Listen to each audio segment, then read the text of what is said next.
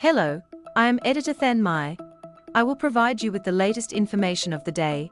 Bessent calls August 1st a pretty hard deadline on Trump tariffs. Treasury Department Secretary Scott Bessent said Tuesday the August 1st date set by President Trump for tariffs to hit countries that fail to negotiate deals with the US is a hard deadline.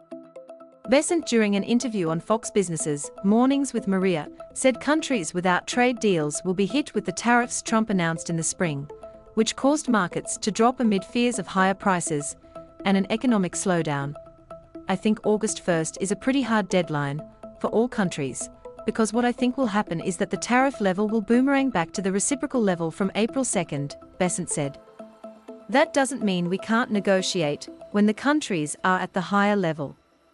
As a matter of fact, I think President Trump may have created a pretty ingenious strategy here, that if you're working at the high level you're actually going to work faster. Businesses are bracing for Trump to impose tariff rates of between 20% and 50% based on his earlier warnings. The administration has downplayed any negative repercussions from the tariffs while arguing they will bring back US manufacturing. Bessent told CNBC on Monday the August 1st deadline is intended to put more pressure on those countries to come with better agreements. On Tuesday morning, Bessent also teased that new trade deals could come out this week for industry-specific rates. We are about to announce a rash of trade deals in the coming days, and a lot of these trade deals are going to include substantial investments in the US, whether it's auto, semiconductors and pharmaceuticals, Bessent said.